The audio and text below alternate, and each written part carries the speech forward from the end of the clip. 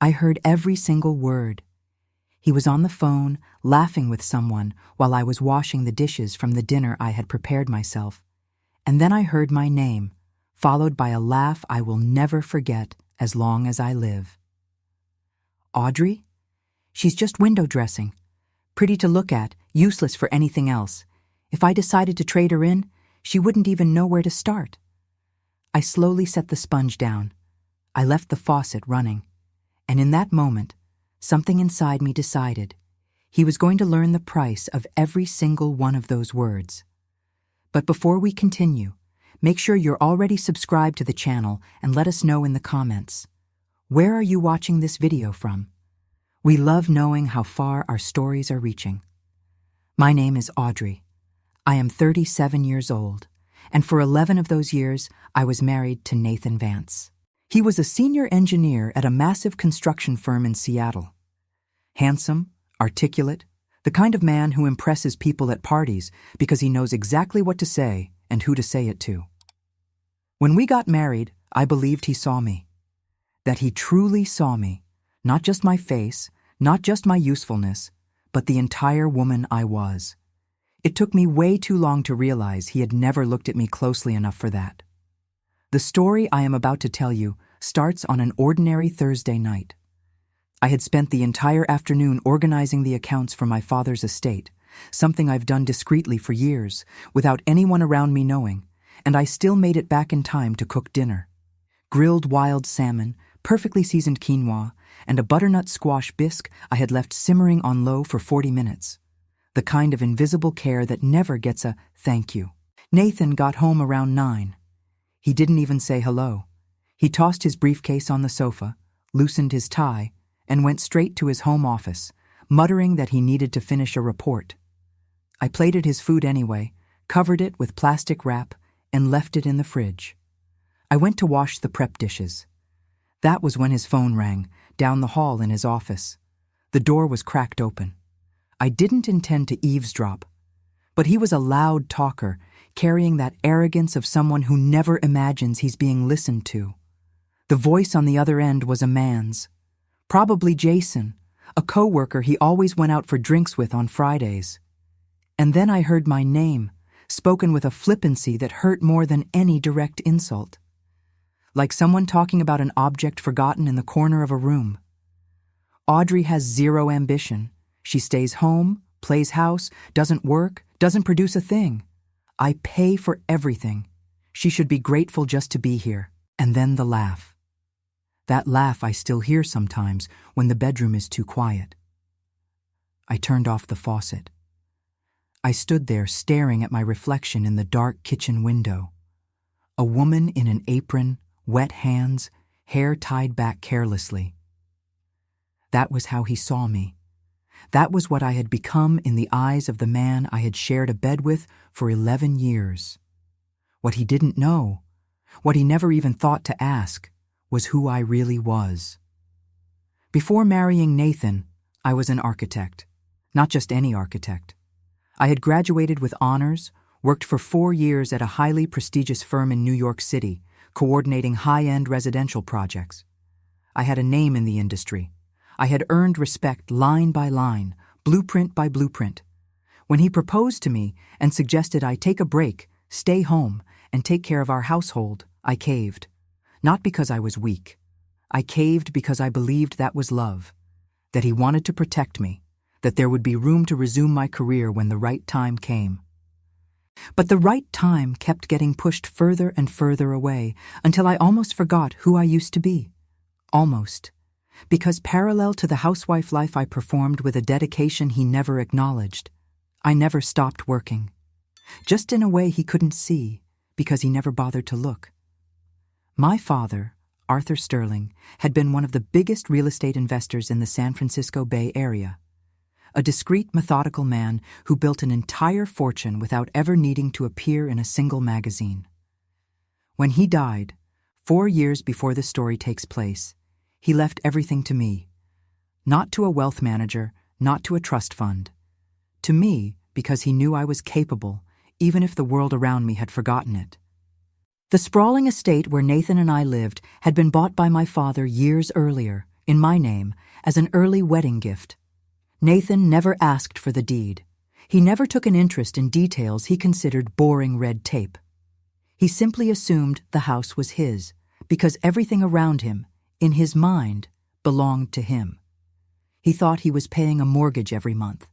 In reality, that money was going straight into a separate account I had maintained for years, untouched, growing with compound interest he knew absolutely nothing about. That night, after hearing what I heard, I didn't cry. I went to the bedroom, opened the closet, and pulled a folder from behind a stack of boxes that had been sitting there for years. The property deed, statements from my investment accounts, contacts for trusted brokers, and a business card I had printed 2 years earlier, but hadn't yet used outside of my private dealings.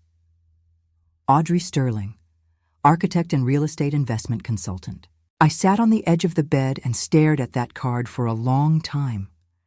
The lamplight was warm, the room was silent, and from the hallway I could hear the distant sound of the TV Nathan had turned on in the living room. He called me window dressing.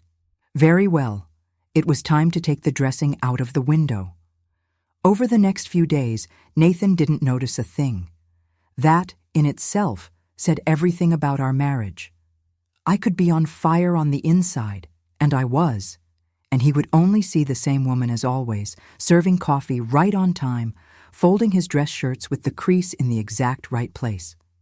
He didn't see me, so there was no risk of him noticing any shift. I used that to my advantage with a coldness I didn't know I possessed. The morning after that phone call while he was at work, I called Marcus Caldwell, a broker my father had worked with for over 20 years, who now served me with the same discreet loyalty he had shown old man Sterling. I explained the situation. I told him I wanted a formal appraisal of the property and that I was interested in a fast sale. He was silent for a few seconds. Then he asked if I was sure. I said yes, and that I needed everything done with the utmost discretion, at least for now. 2 days later, Marcus came to the house under the guise of a technical inspection I had scheduled while Nathan was at the office.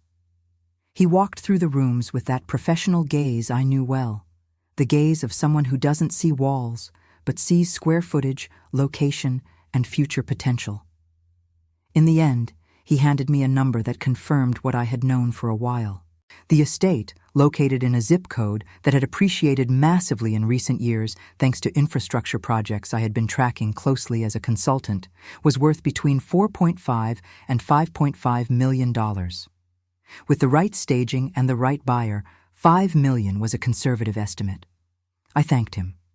I told him to start quietly working his contacts. As the sale process moved forward behind the scenes, I began the second part of the plan, the most delicate one, and the one that had cost me the most sleepless nights in the preceding months. There was something Nathan had done, besides humiliating me daily, that I had discovered while auditing my father's corporate accounts a few months prior. A small irregularity at first, a withdrawal from a corporate account tied to the estate I managed, using credentials he never should have had access to. I investigated it calmly, without rushing, without confronting him. And what I found wasn't an isolated mistake. It was a pattern. Systematic withdrawals, always just below the threshold that would trigger automatic banking alerts, spread out over 27 months. In total, a little over $220,000. The money had gone toward expenses I could now track with precision, trips he claimed were work obligations, high-end restaurants in cities he visited alone, and more recently, regular wire transfers to an account belonging to a woman named Chloe, 28 years old, a colleague of one of his clients, as I had discovered through an investigation I'd hoped I would never have to do. I didn't collapse when I confirmed it all. I felt a kind of icy clarity, like when you finally find the missing piece to a puzzle you've been staring at for months without understanding. Everything clicked, the growing distance, the late nights coming home with vague excuses, the way he had gradually stopped seeing me as a person, because in his mind the replacement had already been chosen. I really was just a spare part, kept running only until the swap was convenient. I saved all the evidence with the care of someone who knows they will need every single piece of it. Screenshots of the unauthorized access logs, detailed bank statements, wire transfer receipts. I organized it into an encrypted digital folder and emailed a copy to my lawyer, Attorney Harrison, who I've worked with for years on my father's estate matters, with a clear instruction: file everything the exact moment I gave the signal. After that, I cooked dinner. Nathan arrived at 8:30, told me about a rough meeting he'd had, and complained that the bisque was slightly too salty. I apologized with a smile and washed the dishes in silence. There was a date I was waiting for. Nathan had told me weeks earlier that he intended to host a dinner party at our house for his company's executive director, a man named Richard Montgomery, known in the industry for being extremely meticulous about appearances, posture, and what people reveal about themselves without realizing it. Nathan wanted to impress him. He wanted to show off the mansion, the obedient wife, the life he believed he had built with his own 2 hands. I decided it would happen at that dinner. Not for the drama, not for the theatrics, but because there was a logic to it that felt perfect. Let the castle crumble at the exact moment he was trying to show it off. Let the people he bragged to be the very same ones to witness the collapse. There was something fair about the symmetry, the same audience, the same stage, but a completely different script than the one he had rehearsed. I had a little over 3 weeks. I used every single day of them with the precision my father had taught me. The first thing I did was call Marcus back and tell him I was ready to move forward. There was a potential buyer he had found with surprising speed, a corporate investment group interested in acquiring properties in high-value areas for medium-term commercial development. They were in a hurry, which was convenient for me, and they had cash, which was even more convenient.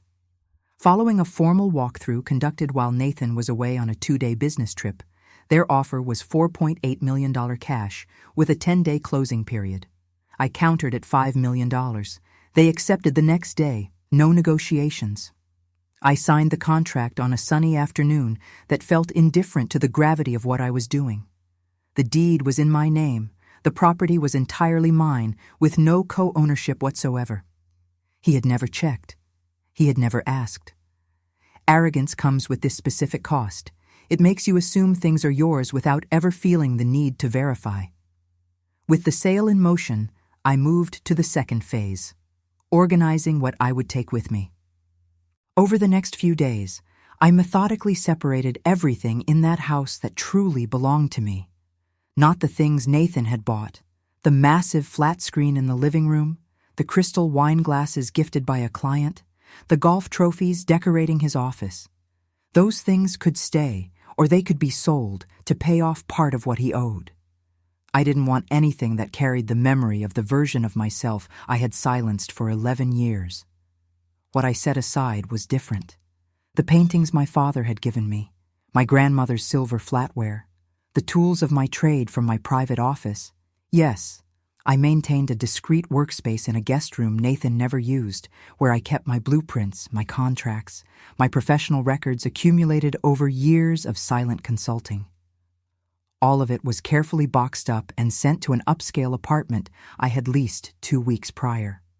I also removed all the important documents that were kept in our house. And then I handled a detail that had occupied more of my time than anything else in this plan.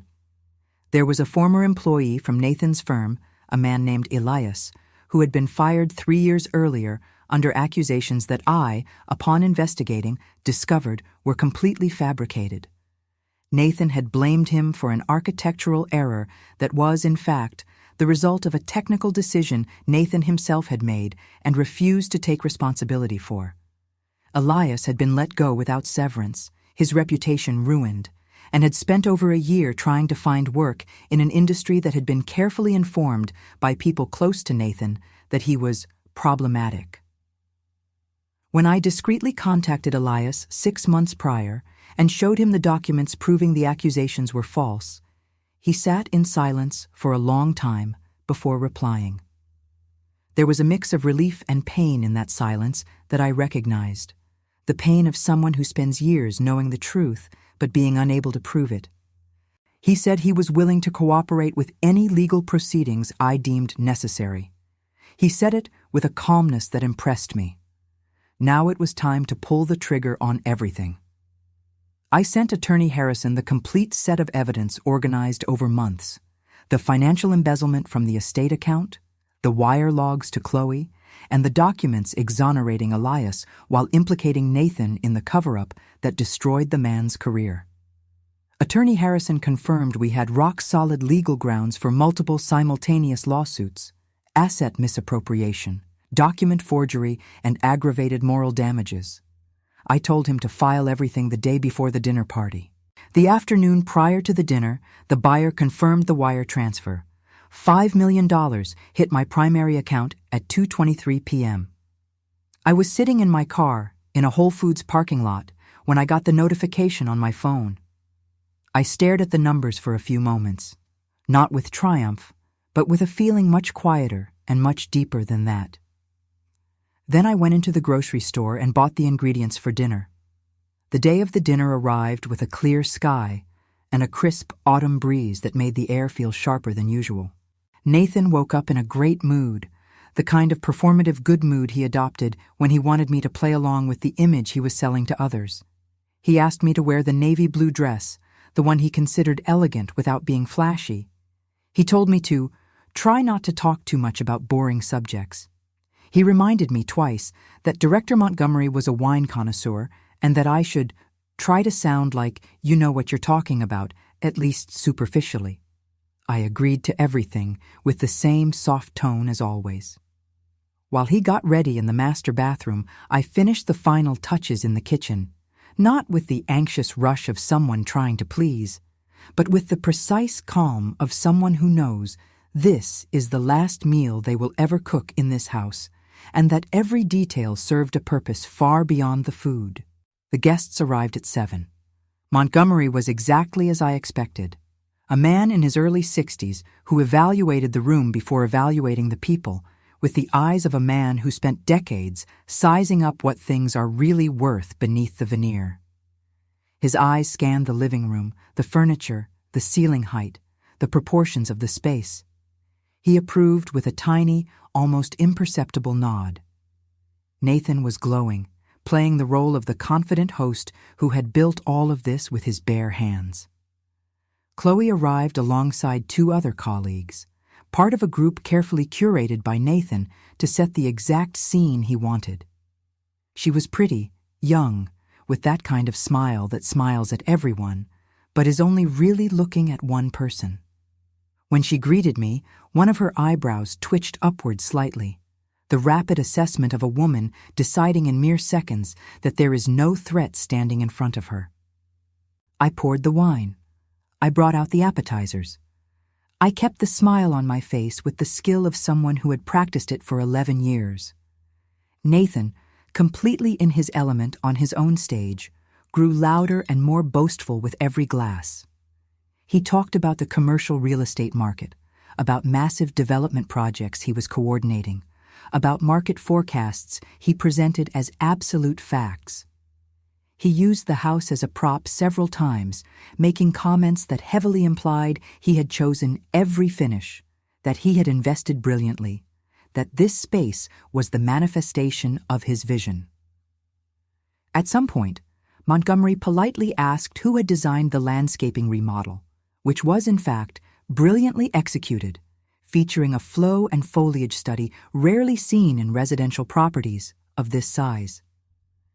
Nathan opened his mouth to answer. I stepped in, speaking softly but perfectly audibly.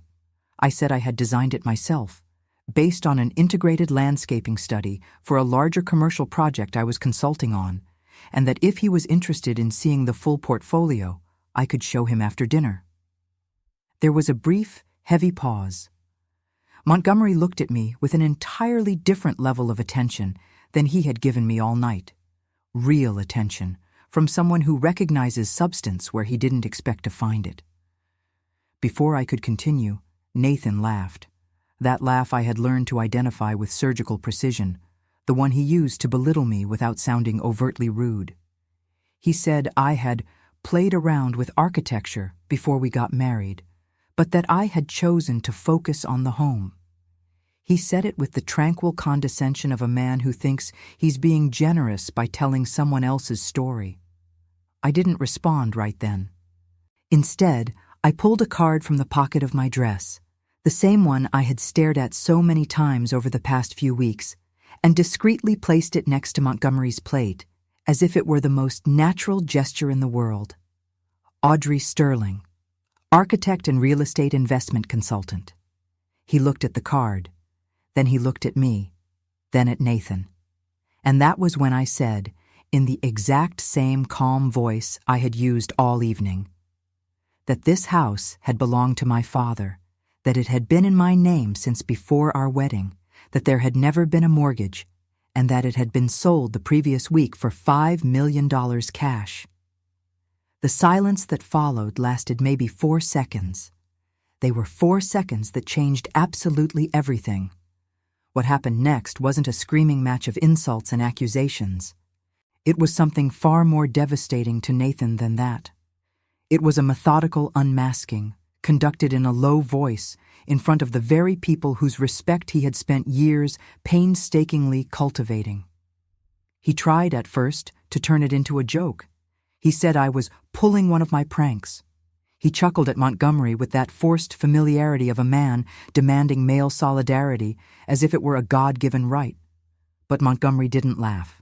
He was a man who had built a company from the ground up, who had survived decades of cutthroat decisions, and who instantly recognized the difference between someone who knows exactly what they are saying and someone who is desperately improvising.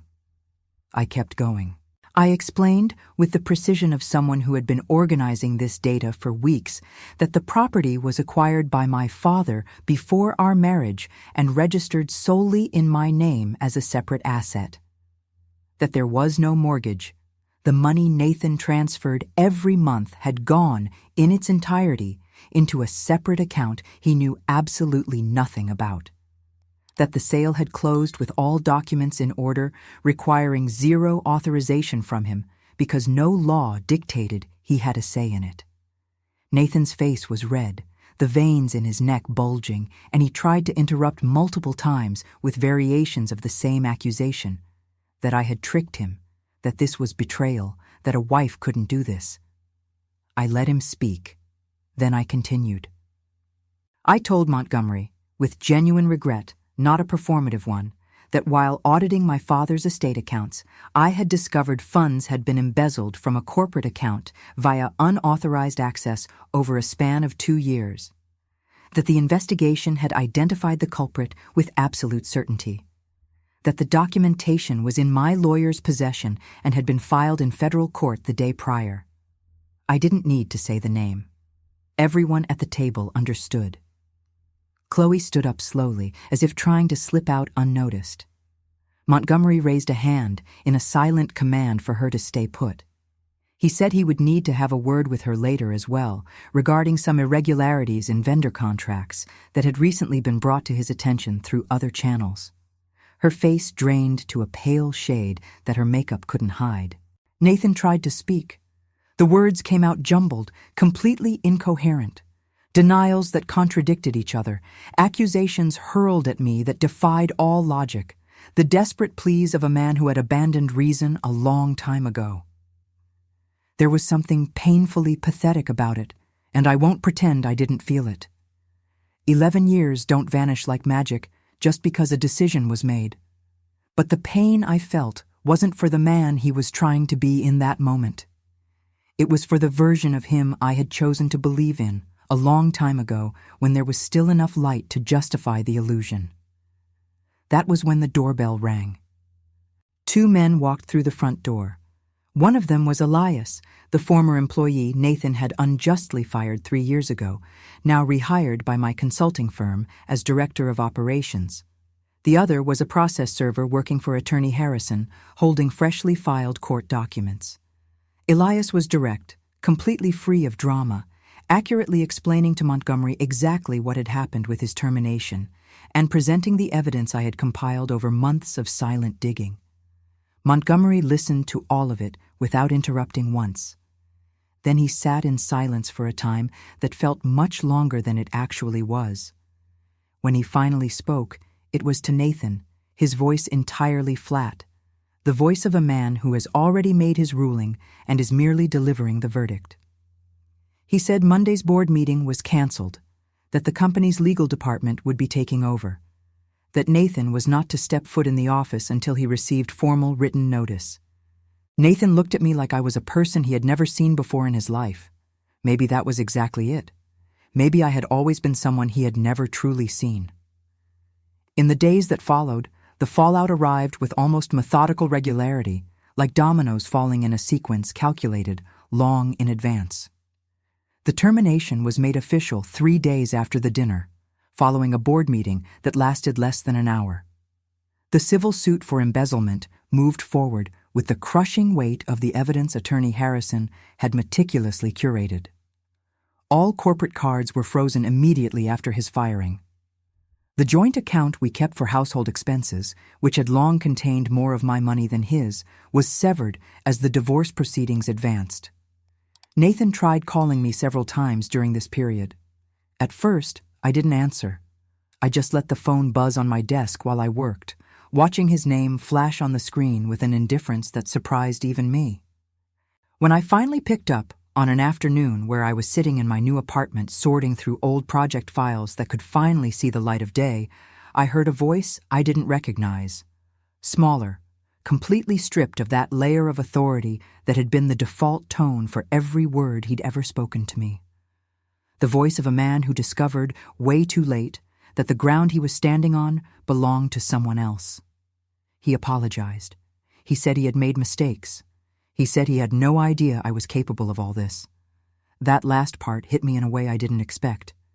He had no idea I was capable, as if the central issue of this entire ordeal was what I could accomplish, as if the only revelation that mattered was my competence and not what he had chosen to do to me, to the years I had dedicated to him, to the woman I had put on pause just so he could feel big enough.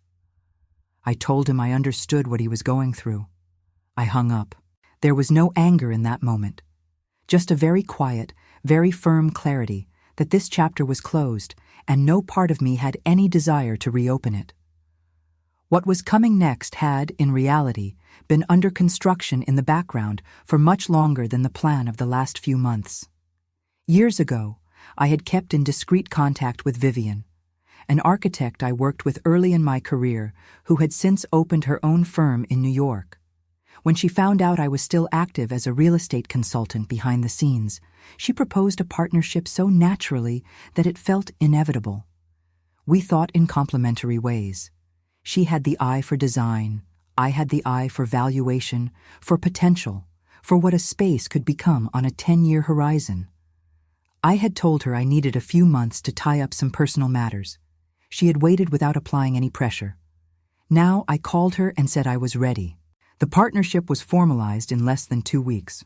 The firm grew at a pace that shocked both of us, partly because I brought to the table not only the technical expertise I had kept sharp during my years of forced invisibility, but also the portfolio of properties I had quietly managed over a decade, along with industry connections built while I was, to Nathan's world, just the woman who folded his shirts. Montgomery, who had kept my business card from that night, called me a few weeks later. He said he had looked into my track record, spoken with industry insiders, and was interested in discussing a consulting contract for a major development project his firm was eyeing in 2 cities. That phone call lasted 45 minutes. By the end of it, a contract was being drafted. Elias became our firm's director of operations. He was competent, fiercely loyal, and there was a kind of quiet justice in having him back doing the work he loved, which had been so unfairly stolen from him. He rarely spoke about the past, but sometimes, at the end of a long day, he would say he was grateful, not excessively, just with the simple honesty of someone who walked through hell and came out the other side with their dignity perfectly intact. The apartment I lived in now was much smaller than the mansion. It had 3 rooms, a small balcony overlooking a community garden, and enough silence to think, the kind of silence that, I realized, I had been missing for a very long time without knowing how to name the void.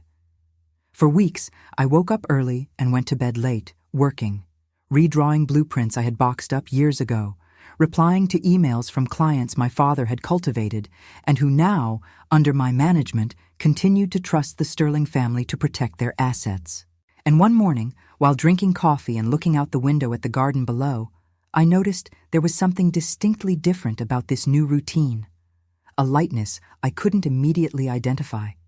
An absence I took a while to pinpoint because it was much older than my marriage to Nathan. Then it clicked. It was the absence of the crushing weight of having to make myself smaller so someone else could feel big. A year after that Thursday night, I sat on a balcony that was now mine, on the top floor of a boutique building in San Francisco that I had acquired as part of a commercial revitalization project Vivian and I were managing. And I stared out at the bay for a stretch of time I didn't bother tracking. The civil lawsuit had proceeded exactly as Attorney Harrison predicted. The embezzlement conviction came down a few weeks prior, carrying a massive financial restitution mandate that would cannibalize a significant portion of any income Nathan might generate for the next several years.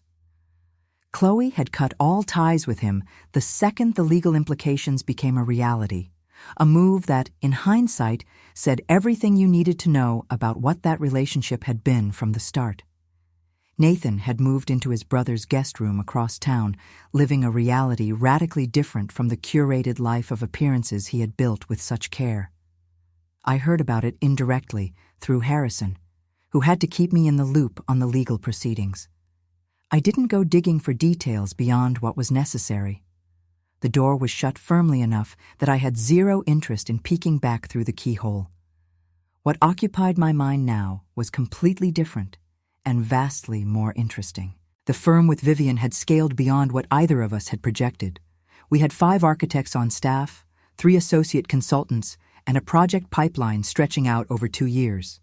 I had reinstated my professional license, updated my credentials, and presented case studies at industry summits for the first time in over a decade. The first time I heard my name announced in one of those ballrooms, not as the wife of or as a footnote, but as a recognized professional standing on my own merit.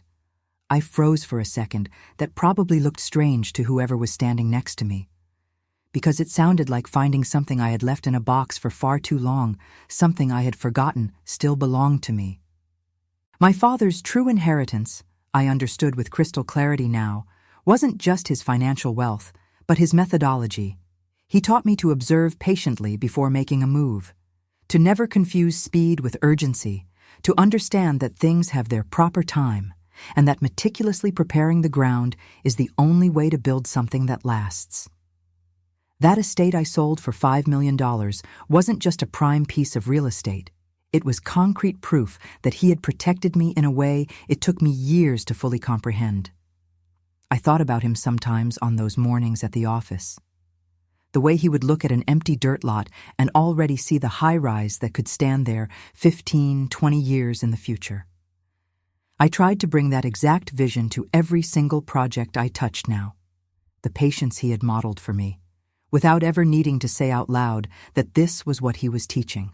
Vivian asked me once, during one of those long conversations that happen after the office clears out and there's still wine and time left, if I had ever been afraid during that whole process. If I had ever hesitated before pulling the trigger. I thought about the answer honestly. I told her the fear had absolutely been there, but it wasn't the fear of failing. It was a much older fear, one that had shadowed me for 11 years without me ever giving it a name. The fear that he was actually right about me, that I was, in fact, someone with no real substance, that the woman I had been before the wedding was a version that didn't exist anymore, left behind like a forgotten coat at an old train station, and that all that remained was exactly what he saw when he looked at me. A background character, useful, replaceable, devoid of her own story. That fear didn't vanish the moment I executed the plan. It vanished earlier, on the afternoon I signed the final sale documents, sitting alone in a notary's office with the absolute bone-deep certainty that I was signing with my own capability, built on years of unseen and unacknowledged work, but which had existed entirely independent of any external validation.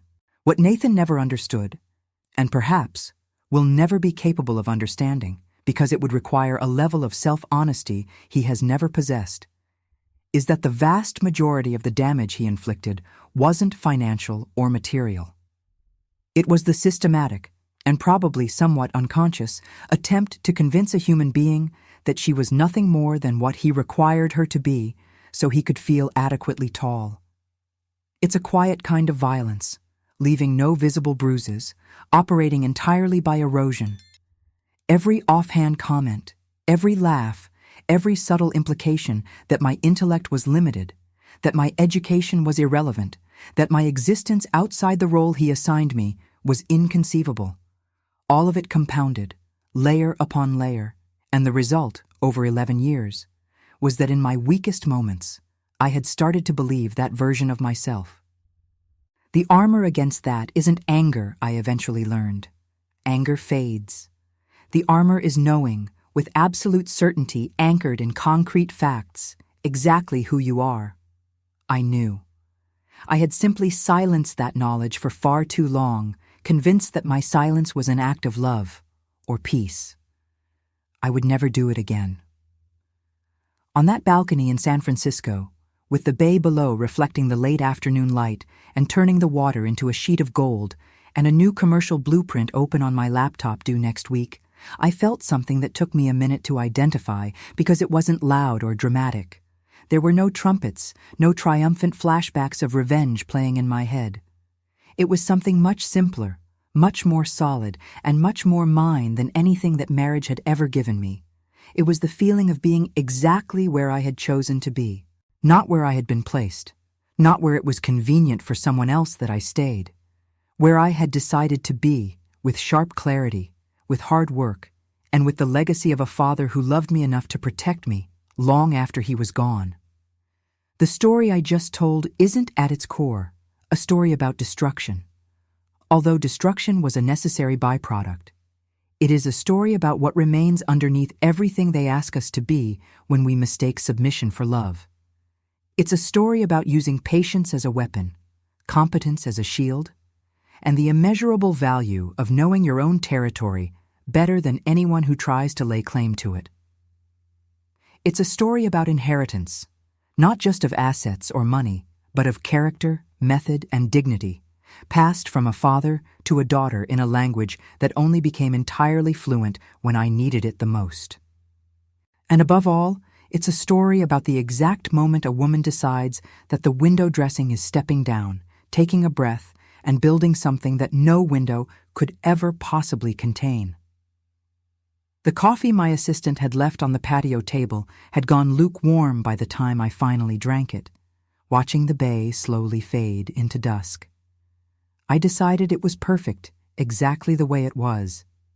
Some things are just better when you stop waiting for someone else to come and warm them up for you.